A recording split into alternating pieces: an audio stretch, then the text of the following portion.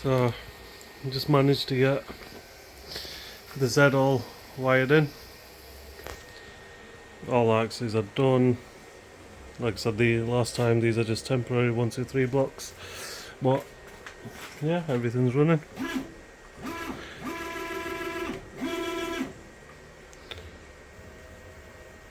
I've just got to tune all the motors in. Yeah, just tune all the motors in and that's it. I've done a bit of test cutting on it. And it